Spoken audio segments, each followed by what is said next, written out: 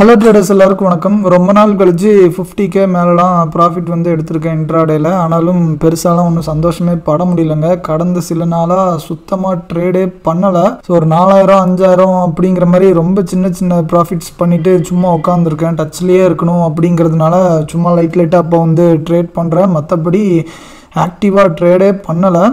So less than 10% of என்னோட capital தாங்க use பண்ணிகிட்டு இருக்கேன். ஸோ 10% கூட இல்லைங்க, லிட்ரலி ஒரு 5% பக்கம் தாங்க என்னோட கேபிட்டல் வந்து யூஸ் பண்ணி ட்ரேட் பண்ணிகிட்டு இருக்கேன் கடந்த சில நாட்களாக. ஸ்டாக் ஆப்ஷன்ஸும் எதுவுமே ரொம்ப பெருசாக பண்ணலைங்க. ஒரு 4-5 ஸ்டாக் ஆப்ஷன்ஸ் தான் வச்சுருந்தேன். ஸோ அந்த பொசிஷன்ஸ் கூட எதுவுமே இம்ப்ரூவ்மெண்ட்டே இல்லை, ரொம்ப மோசமாக தான் இருந்துச்சு. ஸோ ப்ளஸ்லேயும் மைனஸ்லேயும் மாறி மாறி வந்து ரொம்ப டார்ச்சர் பண்ணிகிட்டே இருந்துச்சுங்க. ஸோ 1.25 லட்சம் வர மைனஸில் போச்சு மொத்தமாக. திருப்பி அது பிரேக் ஈவன் வர வந்துச்சு. நான் வந்து ரெக்கவர் ஆகும்னு பார்த்தேன். திருப்பியும் 1 லட்சம் வர மைனஸில் வந்து போச்சு. திருப்பியும் பிரேக் ஈவன் பக்கம் வந்துச்சு. ஸோ செகண்ட் டைம் அது கண்டிப்பாக இந்த டைம் ரெக்கவர் ஆகும் அப்படின்னு ரொம்ப நம்பிக்கையோடு இருந்தேன். திருப்பியும் பயங்கரமாக போயிடுச்சுங்க. ஸோ ரொம்ப ஒஸ்ட்டாக இருக்குது. எல்லா ஸ்டாக்ஸும் எடுத்து பார்த்தீங்கன்னா உங்களுக்கு வந்து தெரியும். ஸோ மேலே கீழேன்னு ஒரு மாதிரி சைட்வேஸ்லேயே வச்சு ரொம்ப வீக்காக தான் வச்சுருக்காங்க. 90% ஆஃப் த ஸ்டாக்ஸ் வந்து அப்படி தாங்க இருக்குது. ஒன்று மேலே போகணும், இல்லைனா அப்படியே கீழே போகணுங்க. இந்த மாதிரி மேலே கீழேன்னு கண்டினியூஸாக போகணுன்னா பயங்கர தலைவலியாக இருக்குது. அதுவும் ஸ்டாக் ஃபியூச்சர்ஸ்லாம் எடுத்து வச்சுருந்தோன்னா அந்த எம்டிஎம்லாம் எந்த அளவுக்கு போகும்னு உங்களால் இமேஜினே பண்ண முடியாது. 2-3 லாட்லாம் வேறு எடுத்து வச்சுருக்கேன் இந்த டைமு. அதனால தாங்க ஒரு 5 பொசிஷன் எடுத்து வச்சு அதோட எம்டிஎம்மே என்னால் ஹேண்டில் பண்ண முடியல ஸ்டாக் ஃபியூச்சர்ஸில். ஸோ அதனால் அதுக்கு மேலே பெருசாக பொசிஷன்ஸ் எடுக்க வேண்டான்னு ஸ்டாக் ஆப்ஷன்ஸும் பெருசாக பண்ணவே இல்லை, அப்படியே ஸ்டாப் பண்ணி வச்சுருந்தேன். இன்ட்ராடேவும் பெரிய லெவலில் பண்ணவே இல்லைங்க. ஸோ 90% ஆஃப் த கேபிட்டல் வந்து சும்மா தான் தூங்கிட்டு இருக்கு, வைத்தறிச்சலாக இருக்குது. ஸோ அதனால தான் இன்றைக்கி 50,000 எடுத்து கூட சந்தோஷமே பட முடியல அப்படின்னு சொல்கிறேன். இன்றைக்கி நான் வந்து நிஃப்டியில் பண்ணவா பேங்க் நிஃப்டியில் பண்ணவான்னு யோசிச்சுட்டே ரொம்ப நேரம் ஆயிடுச்சு. அதுக்கப்புறம் இன்றைக்கி பண்ணவே வேண்டாம் அப்படிங்கிற மாதிரி முடிவு பண்ணியிருந்தேன். ஸோ மார்னிங் வந்து பேங்க்கில் என் செட்டப் படி ஒரு என்ட்ரி வந்து கிடச்சிருந்துச்சு இந்த இடத்துல. ஸோ இந்த இடத்துல பாருங்கள், மந்த்லி சிபிஆர் இருக்குது, டெய்லி சிபிஆர் இருக்குது, ப்ளஸ் டைனமிக் ஜோன்ஸ்லாம் இருக்குங்க. அதே டைமில் ஃபியூச்சர்ஸ்லேயும் இருந்திருக்கு. இந்த செட்டப் படி நாங்கள் வந்து ஷார்ட் போவோம்.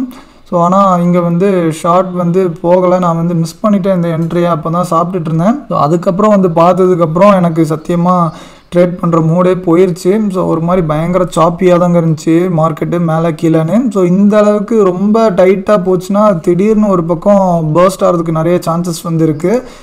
ஸோ நிஃப்டியும் பார்க்க ரொம்ப டைட் ஜோனில் கன்சால்டேட் ஆகிட்டு இருந்துச்சு. மந்த் அண்ட் எக்ஸ்பைரி வேறு. ஸோ ஏதோ ஒரு சம்பவம் நடக்குமோன்னு ரொம்ப பயமாகவே இருந்துச்சுங்க. அதனால் ட்ரேட் பண்ணாமலே விட்டுட்டேன். அதுக்கப்புறம் ஆஃப்டர்நூன் பக்கம் தாங்க ரொம்ப டெம்ட் ஆயிடுச்சு. இதுக்கு மேலே பண்ணாமல் இருந்தால் நல்லா இருக்காதுன்னு சொல்லி கடைசியாக 150 பக்கம் தாங்க என்ட்ரானேன். இந்த இடத்துல என்ட்ரானேன்.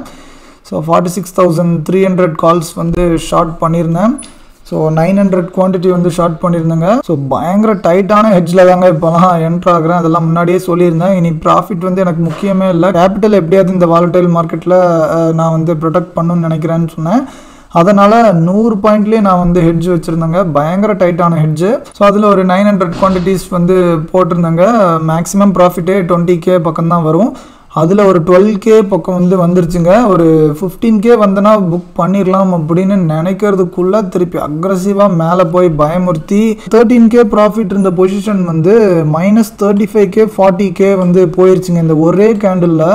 இந்த மாதிரி ஆகிறப்பெல்லாம் நம்மளால் ஹோல்டே பண்ண முடியாதுங்க, பயந்து க்ளோஸ் பண்ணிடுவோம். ஆனால் ரீசெண்டாக நான் ஒரு வீடியோ வந்து போட்டிருந்தேன், நோ லாஸ் ஸ்ட்ராட்டஜி அப்படிங்கிற மாதிரி. ஸோ அந்த வீடியோ வந்து பார்க்காதவங்க தயவு செஞ்சு போய் பாருங்கள். செல்லர்ஸ்க்கு ரொம்ப யூஸ்ஃபுல்லாக இருக்கும். செல்லர்ஸ் வந்து மறக்காமல் பாருங்கள். அதனால் பையர்ஸ் வந்து பார்க்கக்கூடாதுன்னு இல்லை. ஸோ பார்த்தோன்னா உங்களுக்கும் ஒரு ஐடியா வந்து கிடைக்கும் இந்த வாலட்டிலிட்டி வந்து எப்படி மேனேஜ் பண்ணலாம் அப்படின்னு. இந்த இடத்துல 30,000 பக்கம் வந்து லாஸ் வந்து வந்துருச்சுங்க. பைத்திய மாதிரி ஆஸ் யூஷுவல் வீட்டில் வந்து பயங்கரமாக கத்திக்கிட்டு இருந்தேன். ஸோ அதுக்கப்புறம் லாஸ் புக் பண்ணலாமா இல்லை நம்ம ஸ்ட்ராட்டஜி படி கண்டினியூ பண்ணலாமா அப்படின்னு யோசிக்கும் போது தான் இங்கே வந்து ஒரு ரிவர்சல் கேண்டில் வந்து போட்டாங்க.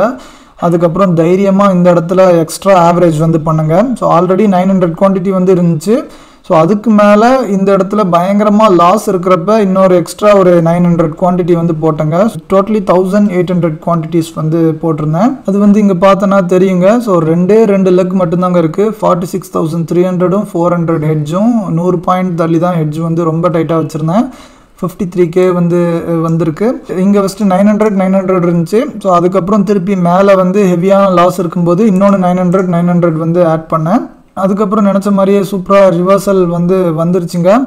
ஸோ ஆனாலும் இந்த 46,100 பக்கம்லாம் ஹெவியான புட்ஸ் வந்து இருந்துச்சு. புட் ஓவை வந்து இந்த இடத்துல பயங்கரமாக இருந்துச்சு. அதையும் உடச்சிட்டாங்க அப்படின்னு நினச்சேன்னா, ஆனால் நிறைய பேர் க்ளோஸே பண்ணல, தைரியமாக வச்சுருந்தாங்க. எப்படிடா தைரியமாக வச்சுருக்கானுங்க இந்த ஃபால்லையும் அப்படிங்கிற மாதிரி நினச்சேன். ஆனால் திருப்பி அவங்களுக்கு ஏற்ற மாதிரியே சூப்பராக அந்த 46,100க்குள்ளே வந்து க்ளோசிங் வந்து வச்சுட்டாங்க பாருங்கள், ஜம்முன்னு. நல்ல வேலைங்க எப்படியோ தப்பிச்சிட்டேன். இந்தளவுக்கு அக்ரெசிவாக நான் வந்து ஆவரேஜ் பண்ணதே இல்லை. ஏன்னா இந்த மாதிரி நிறைய டைம் வந்து பயங்கரமாக பயமுறுத்தி நம்ம லாஸ் வந்து புக் பண்ணதுக்கப்புறம் ஃபுல்லாக இந்த மாதிரி ரிவர்ஸ் ஆகிருக்கு. சரி இன்றைக்கி ஒரு நாள் ட்ரை பண்ணி தான் பார்ப்போமே அப்படின்னு சொல்லி எக்ஸ்ட்ரா ஆவரேஜ் வந்து பண்ணேன். ஆனால் தயவு செஞ்சு நீங்கள் பையர்ஸ் அண்ட் செல்லர்ஸ் எல்லாருமே இந்த மாதிரி லூசிங் பொசிஷன்லாம் சும்மாலாம் ஆவரேஜ் பண்ணக்கூடாதுங்க. ஸோ நான் நிறைய விஷயம் யோசித்து தான் பண்ணேன். ஸோ அதையும் மீறி அந்த ட்ரேட் நம்மளுக்கு அகென்ஸ்டாக போனால் நான் இன்னொரு பிளான் வேறு வச்சுருந்தேன். எப்படி ஒரு சின்ன லாஸில் தப்பிக்கணும் அப்படிங்கிற மாதிரி ஒரு பிளான் இருந்ததுனால தான் நான் வந்து தைரியமாக ஆவரேஜ்லாம் பண்ணேன். ஸோ மற்றபடி நீங்களாம் சும்மா ஒரு ஹோப்லலாம் சும்மா ஆவரேஜ் பண்ணிகிட்டே போகக்கூடாதுங்க. ஏன்னா 95% ஆஃப் த பீப்புள் வந்து மார்க்கெட்டில் லூஸ் பண்ணுறாங்க அப்படின்னு ஒரு டேட்டா வந்து இருக்குல்ல, அந்த 95%ல லிட்ரலி ஒரு 90% ஆஃப் த பீப்புள் வந்து இந்த மாதிரி ஆவரேஜ் பண்ணி தாங்க அவங்க வந்து தோக்குறாங்க. அவ்வளோ ரிஸ்க்கானது ஆவரேஜ் பண்ணுறது. ஸோ பையிங்கில் ஒரு மாதிரி பயங்கரமான ரிஸ்க் இருக்குது, செல்லிங்லேயும் இன்னும் பயங்கரமான ஒரு ரிஸ்க் வந்து இருக்குது. ஸோ ரெண்டுத்துலேயுமே ஆவரேஜ் பண்ணுறது ரிஸ்க் தான். ஆனால் எதுக்கு பண்ணுறோம் ஏன் பண்ணுறோன்னு எல்லாம் தெரிஞ்சு கரெக்டாக பண்ணனா ஒன்றும் பிரச்சனை இல்லை. அதனால் நீங்கள் கண்மூடித்தனமாக சும்மாலாம் ஆவரேஜ் பண்ணாதீங்க, அதுதாங்க நான் வந்து சொல்ல வரேன். இன்னும் அந்த பேங்க் நிஃப்டி அந்த லெவலை தாண்டி போகாது அப்படின்னு நினச்சதுக்கு முக்கியமான ரீசன் வந்து நிஃப்டி ஃபியூச்சர்ஸில் சில இதெல்லாம் பார்த்துட்டு, அதுக்கப்புறம் நிஃப்டி ஸ்பாட்லேயும் சில இதெல்லாம் பார்த்துட்டு தான் நான் தைரியமாக இதை தாண்டி போகாது அப்படின்னு சொல்லி ஆவரேஜ் பண்ணேன். நான் இந்த மாதம் பண்ண அந்த ஹெவியான ஒரு லாஸ்னால ஒரு சின்ன நல்லது மட்டும் நடந்திருக்குங்க. டிசிப்ளின் இன்னும் கொஞ்சம் எக்ஸ்ட்ரா இருக்குது. டிசிப்ளின்னா இந்த சென்ஸ், நான் முன்னாடிலாம் என் செட்டப் வரலனாலும் அப்பப்போ சும்மாலாம் டெம்ட் ஆகி ட்ரேட் வந்து எடுப்பேன். ஆனால் இப்போ வந்து என் செட்டப் வந்தால் மட்டும்தான் எடுக்கிறேன், இல்லாட்டி எவ்வளோ தான் டெம்ட் ஆனாலும் எடுக்கவே மாட்டிக்கிறேன். ஸோ ஏன்னா அவ்வளோ பயம் வந்து இருக்குது, இதுக்கு மேலே லாஸ் பண்ணிடக்கூடாது, கேபிட்டலை ப்ரொடெக்ட் பண்ணுங்கிறதே மைண்டில் ஓடிட்டு இருக்கிறதுனால என் செட்டப் வந்தால் மட்டும்தாங்க எடுக்கிறேன். ஸோ அப்படி நான் எடுக்கிறப்பலாம் கடந்த சில நாட்களாகவே எல்லாமே ப்ராஃபிட்டாக தான் வந்திருக்கு. ஆனாலும் என்ன ரொம்ப சின்ன சின்ன ப்ராஃபிட்டாக தான் எடுத்து உடனே புக் பண்ணி க்ளோஸ் பண்ணிடுறேன். ஆனால் எடுத்தால் கண்டிப்பாக ப்ராஃபிட் மட்டும்தாங்க. ஸோ அந்த மாதிரி செட்டப்ஸ் தான் நான் வந்து ட்ரை பண்ணுவேன். ஸோ அதை வந்து ஆனால் பெரிய லெவலில் என்னால் பண்ண முடியல. ஸோ இப்போ வந்து என்னோடய சைக்காலஜி வந்து ரொம்ப அடி வாங்கியிருக்கு. அதெல்லாம் உங்களுக்கு சொன்னால் புரியவே புரியாது யாருக்கும். ஸோ அந்தளவுக்கு ஒரு மோசமான ஸ்டேட்டில் வந்து இருக்கேன். அதனால் பெரிய ரிஸ்க் வந்து எடுக்கிற மனப்பக்குவத்தில் இப்போ நான் இல்லை. ஸோ அதனால் சின்ன சின்னதாக எடுத்துகிட்டு இருக்கேன். நிஃப்டி இப்போ என்னடா அப் ட்ரெண்டா டவுன் ட்ரெண்டா அப்படின்னா இன்னும் சத்தியமாக சொல்ல முடியாத ஒரு ஸ்டேஜில் தாங்க இருக்குது. ஸோ ஏன்னா எவ்வளோ வாலட்டைலாக இருக்குதுன்னு உங்களுக்கே தெரியும். கடந்த 1 to 2 monthsலேயே ரொம்ப வாலட்டைலாக தாங்க இருக்குது. எக்ஸ்ட்ரீம்லி மேலே கீழேன்னு ஃபுல்லாக போயிட்டுருக்கு. ஸோ நிறைய பேர் மேலே போகும் அப்படிங்கிற மாதிரி சொல்லிட்டும் இருக்காங்க. ஸோ அதுக்கு ஈக்குவலான பீப்புளும் கீழேயும் போகும் அப்படிங்கிற மாதிரியும் நிறைய பேர் வந்து சொல்லிகிட்டு இருக்காங்க. உண்மையிலே ஒரு இன்டெசிசிவான ஸ்டேஜில் தாங்க இருக்கும். ஸோ இன்றைக்கும் கடைசியாக 20 EMA மேலே வந்து ட்ரை பண்ணியிருக்காங்க. ஆனாலும் ஸ்ட்ராங் க்ளோசிங் வந்து வரல. ஸோ ஒரு நல்ல ஒரு ஸ்ட்ராங் க்ளோசிங் வச்சுன்னா மேலே போகிறதுக்கு சான்சஸ் இருக்குதுன்னு சொல்லியிருக்கலாம். ஆனால் பாருங்கள், போனது எல்லாமே அப்படியே கொஞ்சம் வாஷ் அவுட் வந்து ஆயிடுச்சு. ஸோ வீக்லி கேண்டில் வந்து பார்க்கலாம் எப்படி இருக்குன்னு. வீக்லி கேண்டில் பார்க்கும்போதும் உங்களுக்கு வந்து புரிஞ்சிருக்கும் ஸ்ட்ரென்த் வந்து பெருசாக இல்லைன்னு, வீக்காக தான் இருக்கும். மந்த்லி கேண்டில் வந்து பார்க்கலாம் எப்படி இருக்குன்னு. போன மந்த் வந்து ஒரு டோஜி வந்து போட்டிருந்தாங்க, பர்ஃபெக்டான டோஜி வந்து இருந்துச்சு. ஸோ ஜான்வரி மந்தோட கேண்டில் வந்து பாருங்கள் எவ்வளோ நீட்டாக ஒரு டோஜி வந்து போட்டிருக்காங்கன்னு. ஸோ ஸ்டூடெண்ட்ஸ் கிட்ட இந்த மந்த் கேண்டிலை வச்சு டிசைட் பண்ணிடலாம் எந்த பக்கம் போகும்னு. கொஞ்சமாவது அட்லீஸ்ட் ஒரு 1 or 2 monthsக்கு எந்த பக்கம் போகும்னு ஏதாவது ஒரு ஐடியாவது கிடைக்கும் அப்படிங்கிற மாதிரி சொல்லியிருந்தேன். ஆனால் இந்த மந்தோட க்ளோசிங்கும் பாருங்கள் கொஞ்சம் இன்டெசிசிவாக தாங்க இருக்குது. இப்போ கொஞ்சம் நல்ல மேலே சைடு வந்து க்ளோசிங் வச்சுருந்தேன்னா கொஞ்சம் அப்சைட் சான்சஸ் இருக்குது அப்படின்னு சொல்லலாம். இல்லை டவுன் சைடாவது கொஞ்சம் ஸ்ட்ராங்காக க்ளோசிங் வச்சுருந்தேன்னா கண்டிப்பாக கொஞ்சம் கரெக்ஷன் வந்து வரும் அப்படின்னு சொல்லியிருக்கலாம். ஆனால் பாருங்கள் ஈக்குவலாக பேர்ஸ் அண்ட் புல்ஸ் 2 பேருமே செஞ்சுருக்காங்க சம்பவத்தை. ஸோ அதனால் இதுவும் ஒரு கைண்ட் ஆஃப் இன்டெசிசிவ்னஸ் மாதிரி தாங்க தெரியுது. நான் 2-3 நாளாக சில ரிசர்ச்லாம் பண்ணிகிட்டு இருந்தேன். ஸோ அதில் பார்க்கும்போது அப்சைட் சான்சஸ் வந்து கொஞ்சம் கம்மியோ அப்படிங்கிற மாதிரி ஃபீல் வந்து ஆச்சு. ஸோ ஆனால் அதுக்குன்னு டவுன் சைட் பயங்கரமான கிராஷ் இருக்குமானா அப்படின்லாம் சொல்ல முடியாதுங்க. ஸோ ஃபால் வந்தாலும் மெதுவாக அப்படியே ஃபால் ஆகி திருப்பி மேலே போகலாம். ஏன்னா கடந்த 3-4 மாதத்தில் பயங்கரமாக ஏறி இருக்கும். ஸோ கொஞ்சம் கீழே வந்து போனால் கூட தப்பில்லை, அப்படி தான் இருக்கும் யூஸ்வலி. ஆனால் நம்ம எல்லாருமே அந்த 2020 அப்புறம் 21 இருந்த புல் ரன்னை பார்த்துட்டு புல் ரன்னாலே அப்படியே ஸ்ட்ரைட்டாக தான் மேலே போயிட்டே இருக்கும் அப்படிங்கிற மாதிரியே நினச்சிட்டு இருக்கோம்.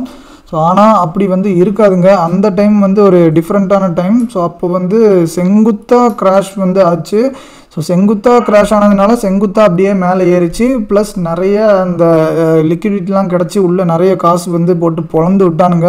அந்த ரீசன்ஸ்னால அப்படி வந்து ஸ்ட்ரைட்டாக ஏறி இருக்குங்க. மற்ற எந்த டைமும் புல் மார்க்கெட்டில் கூட அந்த மாதிரிலாம் ஸ்ட்ரைட்டாக ஏறினதே இல்லை. அதனால் கொஞ்சம் கீழே வந்து போக தான் சான்சஸ் வந்து இருக்குங்க. ஸோ அந்த இதை வச்சு பார்க்கும்போது கொஞ்சம் கரெக்ஷன் வந்து பாசிபிலிட்டிஸ் வந்து ஹையாக இருக்கிற மாதிரி ஒரு ஃபீல் வந்து வந்துச்சு. நீங்கள் என்ன நினைக்கிறீங்க அப்படிங்கிறத மறக்காமல் கமெண்ட் செக்ஷனில் கமெண்ட் பண்ணுங்கள். ஸோ நிஃப்டி பிச்சுக்கிட்டு மேலே போதா இல்லாட்டி ஒரு 10% கரெக்ஷன் வரும் அப்படின்னு நினைக்கிறீங்களா அப்படின்னு உங்களோட கருத்துலாம் கமெண்ட் செக்ஷனில் கமெண்ட் பண்ணுங்கள்.